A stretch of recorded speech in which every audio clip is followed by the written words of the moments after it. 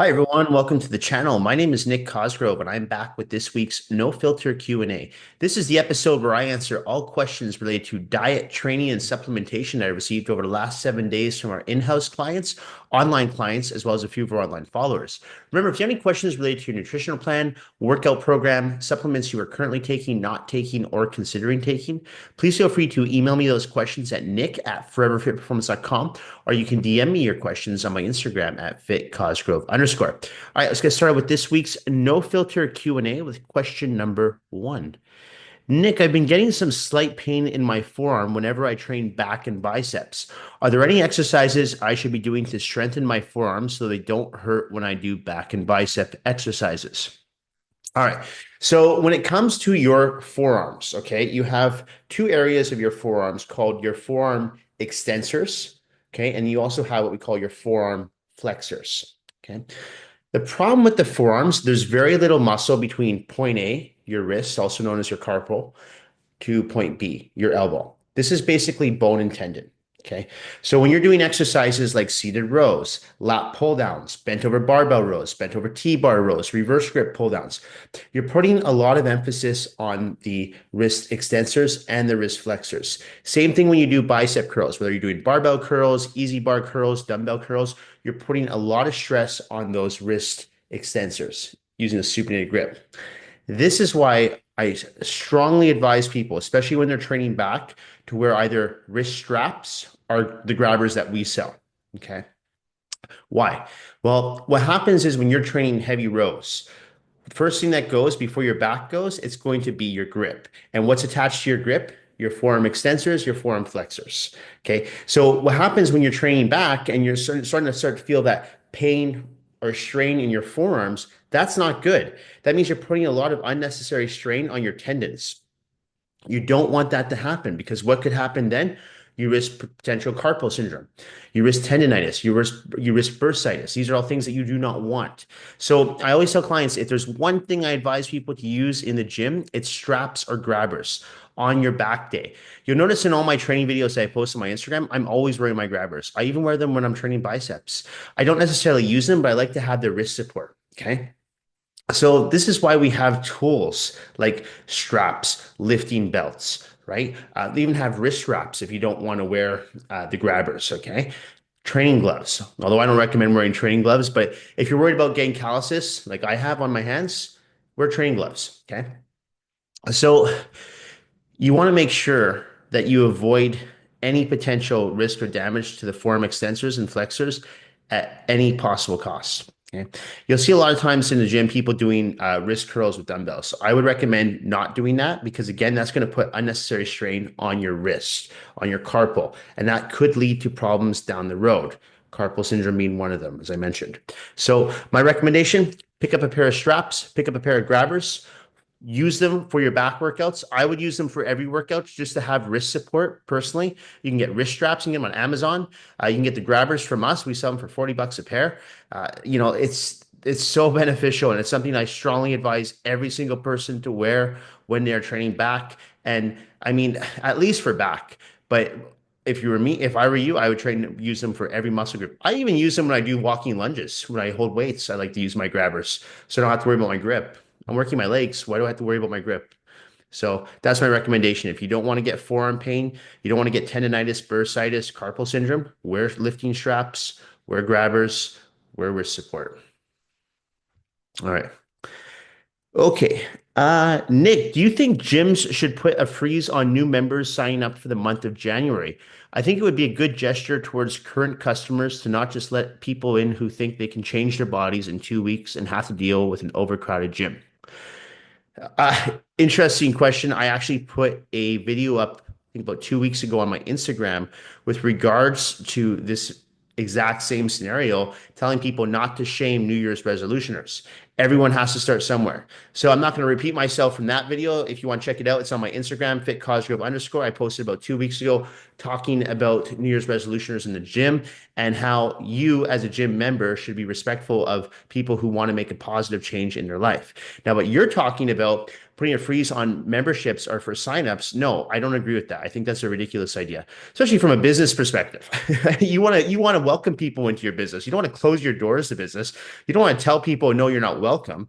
So the whole thing about having people come to your gym, you want it to be an inclusive space. You want everyone to feel like they're welcome and they want to train there. People want to feel comfortable. So you should be welcoming people into your gym, not rejecting them. Equinox did this a few years ago, and it backfired in their face badly. They said for the month, I think it was for the first few weeks of January, they were not going to accept any new members. And a lot of members like that, but that pissed off a lot of people too. And even pissed off current members because it's like you're judging people for wanting to make a positive change in their lifestyle.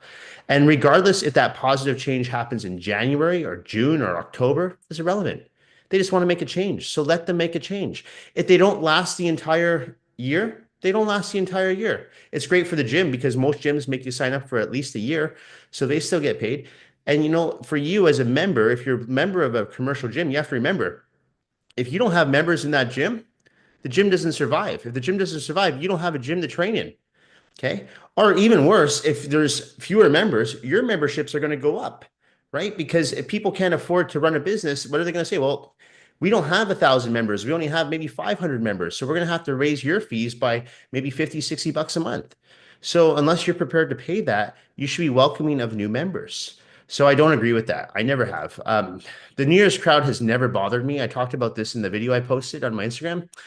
It's something that you just have to adjust, and you have to keep in mind that everyone does start somewhere. So, and at the end of the day, if it really irritates you, just keep in mind that statistically speaking, 9 out of 10 people who join the gym don't continue after a few months. They don't. So you might get that one person who does, though, but that one person is trying to make a change in their life. So you should support that. Okay. So I don't agree with that. I understand it's a little frustrating, but it's a first world problem. Get over it. If you're training at a commercial gym, it's what you have to deal with. I train at a private gym and I have to deal with it. And it's again, it's never bothered me. I even warn my clients. I'm like, it is what it is. Don't worry, we can work around it. Right. I've been doing this for over 22 years. So if I can't think of alternative exercises to do in a busy gym, I'm not doing my job as a trainer. I shouldn't be a trainer. I shouldn't be a coach. And even for yourself, who's a gym member, you should be able to think on your toes and say, okay, well, I can't use a squat rack right now, but I can still do walking lunges, or there's not enough space to do walking lunges, but I can still do leg extensions, hack squat, leg press, leg curls. So find alternative exercises. Okay. Don't become so stuck in your ways and just so, negative towards other people trying to make a positive change in their life. So no, I don't think gyms should put freezes on their memberships. In January, I think everyone should be welcome to join the gym whenever they want to join the gym, whenever they want to work with a personal trainer. They're making a positive change in their life, and we should support that. All right. Okay. Nick, I'm considering increasing my TRT dosage from 250 milligrams to 500 milligrams each week. Do you think this will help me add on another 10 to 15 pounds of muscle within the next 6 months? I currently weigh in around 165 pounds and have been training for 5 years consistently. All right. Well, I just want to say here, elephant in the room, 250 milligrams of testosterone per week is not TRT dosage. Okay. That's borderline, going on a psycho dosage. Okay. So what I would consider to be a TRT dosage, and remember, this is going to depend on the individual because everyone's dosage should be different. And the only way to truly know how much testosterone you need to administer into your body each week, if you are on TRT, is to go get your blood work done. Okay, this is crucial. So just to reiterate, 250 milligrams is not TRT dosage for anyone, not even professional bodybuilders who are no longer competing. 150 should be sufficient. So to talk about going up to 500 milligrams, that's not TRT dosage. That is like anabolic steroid psycho dosage. So if you jump from 250 to 500, yes, you're going to gain weight, of course. Now, how much of that weight's going to be muscle? I would argue to say that the majority of that weight is going to be water weight. You will build some muscle, obviously, but it's not going to be dramatic. I mean, to really make changes on a steroid cycle, you also have to add in other compounds, DECA, Masteron, Trenbolone. So testosterone, in my opinion, is a staple of any anabolic steroid cycle. But depending on your experience with the drug, how long you've been running the drug, I don't know your history with using anabolics. So if you're someone who used to run 750 milligrams to 1,000 tests per week when you're on a cycle, going to 500 might not do much for you, especially if you've been running 250 for I don't know how long, if you consider it to be TRT dosage. So what I would rather someone like you do, if you're going to go down that route, go get your blood work done. Make sure your testosterone levels aren't too high. Because remember, if your levels are too high, you're at risk for heart attack, you're at risk for stroke, blood clotting. So you have to be very careful. You have to monitor that. Because if your testosterone levels are elevated, the last thing you want to do is increase your dosage right now, right? You want to back off. So if you're going to go down that route, I would get your blood work done first. And I would see, okay, like your testosterone levels look good, great. Bounce it back up to 500 for a bit. Um, I would add in another compound though, depending on how well versed you are with the anabolic cycles. I'm not going to sit here and give you an anabolic steroid cycle to follow. If you are interested in putting together a supplement protocol, I do work with people, competitors, regular people who do want to use those types of drugs and they want to do it in a safe and effective manner. And whether you're working with me or another experienced coach, you just want to make sure that you are working with someone who is well versed in these drugs because you do not want to hurt yourself and you don't want to have long-term side effects. Okay, because I've seen a lot of people go down that route and they abuse the drugs and there's ramifications with that. Okay, there's numerous ramifications that sometimes are not irreversible. So you're playing with serious drugs here, so you want to be careful. So to answer that question, yes, you will put on weight if you double your dosage of testosterone, but 250 milligrams is not TRT dosage. 500 milligrams testosterone is definitely not TRT dosage. I would get your blood work done before going on any cycle and make sure everything looks good. And then and only then would I consider upping your testosterone and adding in some other compounds. Okay. Nick, I recently started doing your leg workout once each week and can barely move for the remainder of the week after this workout. You're welcome. Is this normal and will this ever get easier?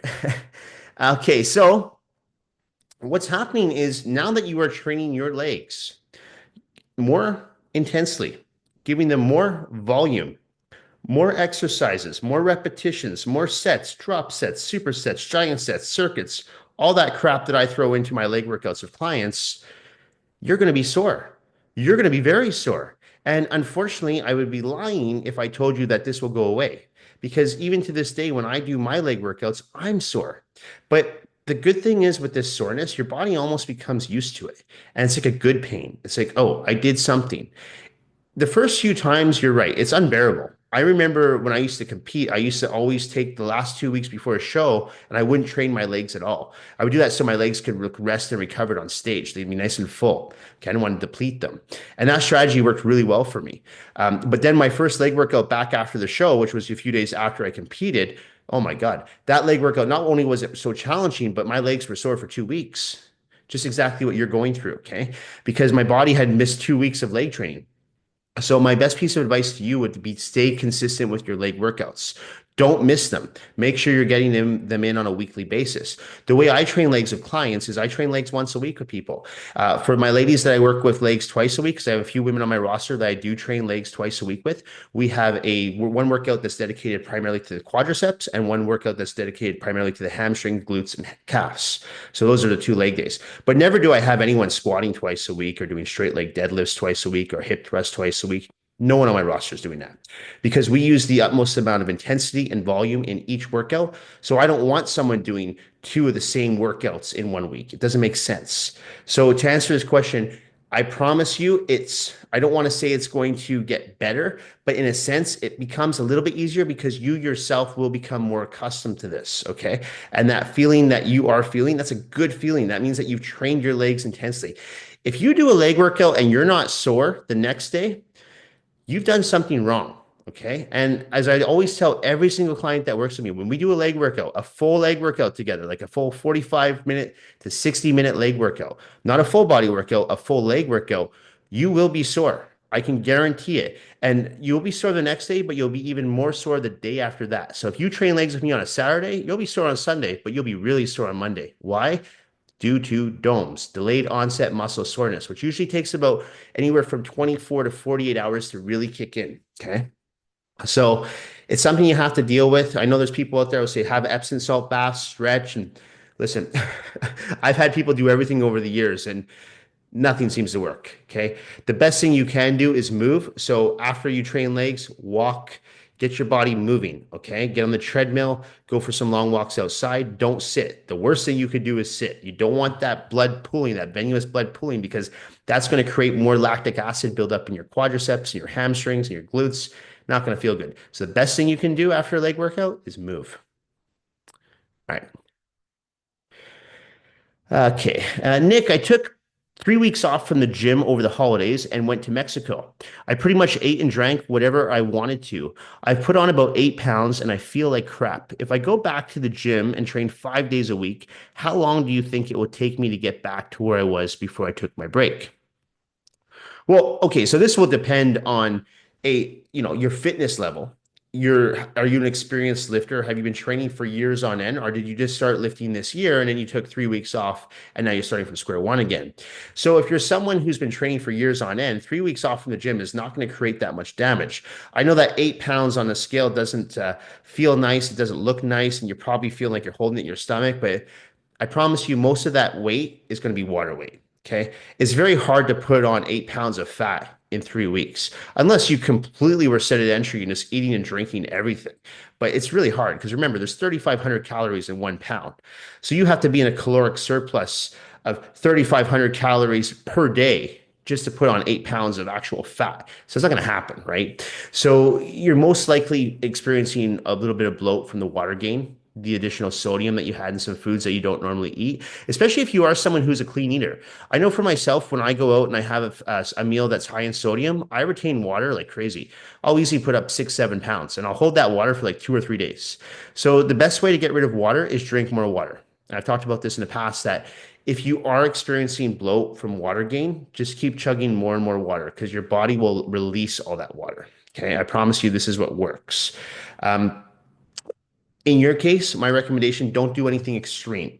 Okay, this is another thing. I see a lot of people, what happens, they go away on holiday. In your case, they come back, put on a bit of weight. They're doing 2, 3 hours of cardio a day. They're in the gym twice a day doing weight sessions. I mean, no, that's too extreme because A, you risk injury. B, you risk overtraining the muscle, overtraining your neuromuscular system, frying your adrenal glands. And, if you do all that, it's going to be counterproductive. So you want to ease back into it. You don't want to rip the band-aid off and just go right back in. I would ease back into it. Go back to your regular routine slowly. If you're someone who trained 5 days a week already, great. Go back to doing 5 days a week. But if you were training 3 days a week, don't just go to 5 days a week and expect miracles. No, ease your body back into it. Okay. Don't panic. The body is very resilient. The body will return to where you were at before. Just be patient, get back on your diet, get back on your training program, and try not to focus too much on that number that went up on a scale because that's going to demotivate you to go to the gym. Okay. So just get right back on track with the diet, get back on the training, get back on your supplement plan, and you will get back. Okay. How long? I don't want to put a number on that because everyone's different. Some people can get back in shape within 2 weeks. Some people get back in shape in 4 weeks. Everyone's different. Okay. So just go back to what you were doing, get back to the game plan, and you'll get those results back and you'll achieve that physique that you had a few weeks ago, which really, like I said, it's going to be mostly water gain. It's not going to be fat. So you got to get out of that mindset. Okay. Because I've never seen anyone gain 8 pounds of fat in 3 weeks. I've seen people gain water. I've seen people gain 8 pounds of water overnight, but not 8 pounds of fat. Okay. Nick, how many times a week should I be lifting weights if I want to see changes with my body? Yeah, okay. So this will depend on the individual, obviously, right? So if you're someone who is already in fairly good shape and you're fit, you're lean, you're muscular, you know, you'll probably see changes fairly easily. But if you're someone who is a little bit further behind, maybe you're a little bit overweight, you've never trained in the gym, it's going to obviously take you a little bit longer and you might have to put in a little bit more work to really start to see those results of your physique. With that being said, though, general rule of thumb I use with new clients, and when I say new clients, I mean people who've never been to the gym or rarely go to the gym, I start them off on twice a week. And I tell them, don't expect to see dramatic changes in your physique just yet. Focus on the internal changes before we focus on the external changes. Okay. And what I mean by that is focus on how much stronger you're getting internally, how much better you feel internally, how you sleep better, how you recover better, how your relationships outside the gym are better, how you feel more confident in your body. Focus on the internal changes first. And then as you continue along, you can add in that third day or fourth day or fifth day. Okay. But don't do it too quickly because I've seen people do this where they're really motivated. Like, Nick, I want to train with you 5 days a week. And I tell people, I'd love to take your money. I would, but don't do that because you're just going to overtax your body. So this is why I tell people, come see me, come see one of our trainers twice a week. That's all you need right now. And we're going to slowly build you up. Okay, we're going to slowly build you up to where you want to be. Because if you go in too quickly, too soon, you will burn out and you do risk injury. Okay. Now, if you're someone who does, let's say you're already fairly fit, maybe you don't go to the gym, but maybe you run every day, or maybe you play sports, you swim, whatever it is. So you're already fairly fit, but now you're looking to put on muscle. You could get away with adding in a little bit more to the gym. You could do maybe 3 or 4 workouts a week because you already have that fitness background. It's like when I work with an athlete, I'm like, you might not be well versed in the gym, but you might be a hockey player. So I know that you're fit. I know that you're strong. So I can push you and I can give you a little bit more volume in your workouts. And we can do a split training program where you're in the gym 3 or 4 times a week. Okay. So it's not a one size fits all answer. But I will tell you that rather focus on the external changes. And I know that's really motivating for a lot of people because they want to see their waist getting trimmer. They want to see their arms getting bigger. They want to see more detail in their delts. But be patient, okay? Because this is why a lot of people don't continue along with the gym. We talk about those New Year's resolutioners. Their expectations are not realistic. So you have to manage your expectations. You have to set realistic goals. So you cannot be that person that goes in the gym and says, I've never been here before, but I want to see changes within a month. And if I don't see changes, I'm quitting. No, it doesn't work like that. Okay. Think of it like trying to get a law degree. You don't get a law degree in 4 weeks, right? You got to go to school. You got to go to a lot of years to get that degree. So think of it like that. It's the same thing when you're building a business. Nobody really builds a business overnight. Rarely does that happen. It takes years of work. You've got to put in that consistency. So it's the same thing when it comes to transforming your physique. Focus on the internal first and the external will come. I promise you. So if you're new to the gym, twice a week, that's my recommendation. Do that for 3 months. If you're someone who is a little bit more fit, you're a little bit more active, 3 to 4 times a week. Do that for 2 to 3 months. Then after about 12 weeks, add in a third day, or add in a fourth day, or add in a fifth day, wherever you're at, and see how your body's progressing. Okay. But I promise you, if you go in and you try to just rip the band-aid and go hard, very rarely do I see people succeed with that. In fact, most people who do that, they do burn out or they get injured and then they never come back to the gym. All right. Okay. Okay, Nick, do you have any tips on how to build a bigger chest? I've been hitting chest twice a week for a while now, and it still looks scrawny. I took a weightlift, I took up weightlifting during the pandemic and enjoy it, but I can't seem to progress with my chest. I'm currently bench pressing twice each week and doing push-ups with dumbbell flies. Thanks, Nick. Okay, so the first thing I would do is stop training your chest twice a week. I understand the mentality that more is better, but more workouts on the same muscle group does not equate to better results. And I talked about this a few weeks ago in the Q&A that training the same muscle group over and over again, or even twice a week, you're just overtraining it and it's not going to respond. Okay, so that's one of the reasons that you're actually having difficulty with your chest. If you were to back off the frequency of your chest and just hit it once a week, you'll probably see better changes. Now, I shouldn't say probably, you will see changes in your chest. The one thing I would recommend, though, and I've talked about this numerous times with chest workouts, is that you want to, at the beginning of your workout, try to focus on your upper pectoralis major. It's a big mistake a lot of men and women make when they go into a chest workout. The first thing they do is hit a flat barbell bench press. The problem with that is you're working your mid chest. Your mid chest only makes up 20% of your pectoralis major. So it's smart to go in and hit presses before flies. I do recommend doing that. But my recommendation is hit it with either a low incline barbell press or a high incline dumbbell press first, then move on to the flat. So a good chest workout could be like a low incline barbell press followed by a flat barbell press, and then finishing with maybe a high incline dumbbell press, and then maybe some dumbbell flies followed by some cable crossovers. But my recommendation, if you're really struggling to bring up your chest, is focus more on incline movement. That being a low incline, that being a high incline. Do at least two incline press, different presses, one with a barbell, one with a dumbbell, and then throw in some incline flies. Do that for 6 to 8 weeks, and I guarantee you, you're going to notice a change in your chest. Okay.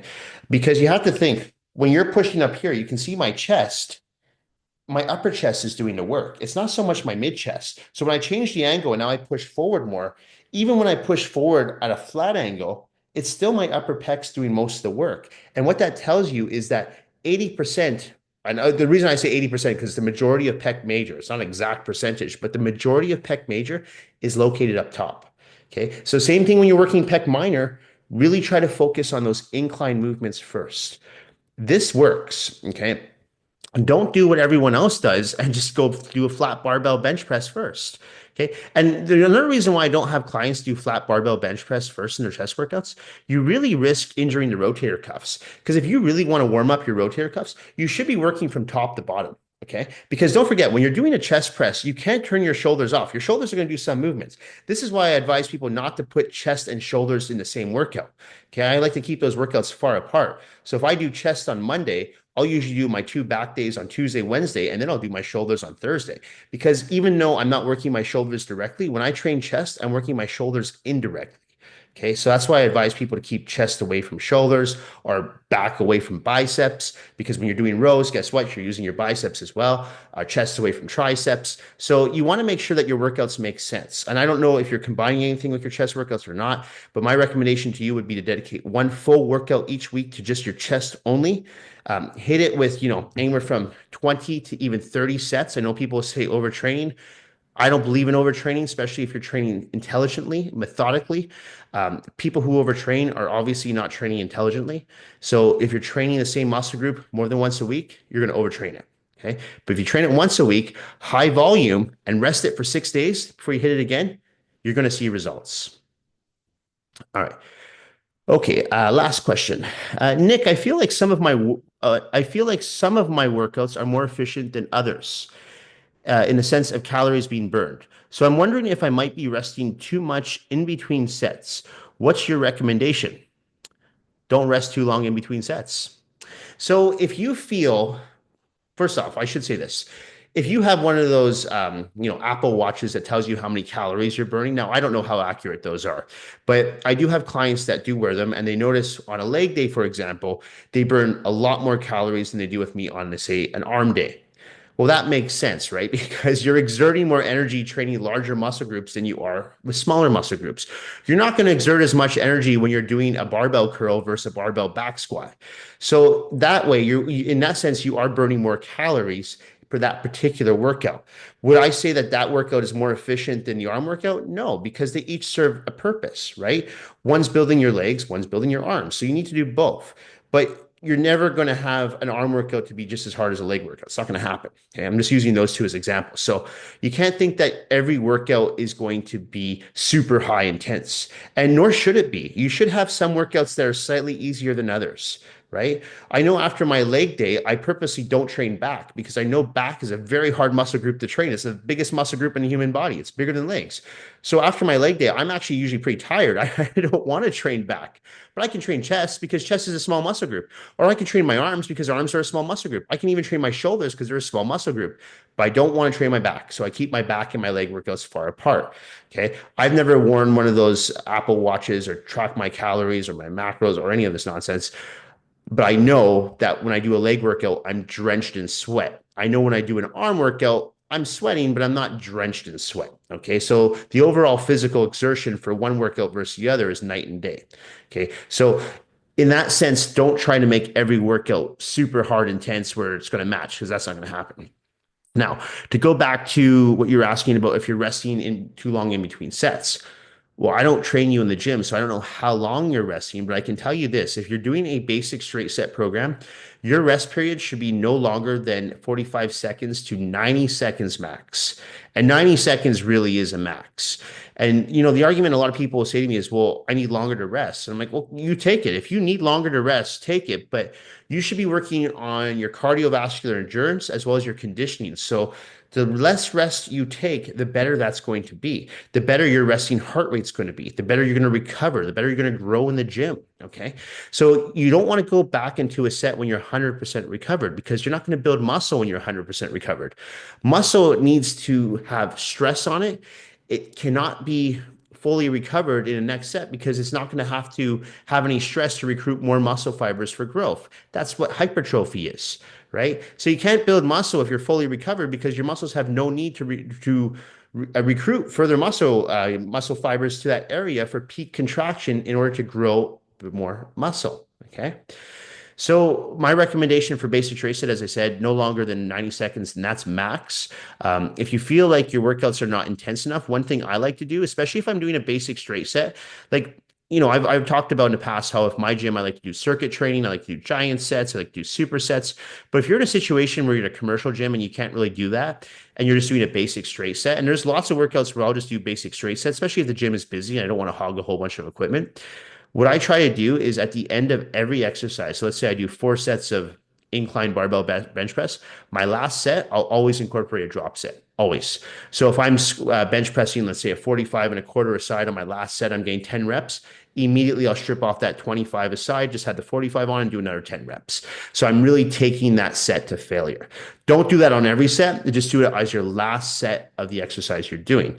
You could also throw in triple drop sets. I've talked about that in the past. If you watch some of my squatting videos, my last set, I'll be squatting 315, which is 345s a side. I'll knock that out for 10 reps, strip off a 45 each side, immediately get back in there, do 10 more reps, strip off another 45 each side, immediately get back in there, do another 10 reps. So I've just done 30 reps in less than 2 minutes.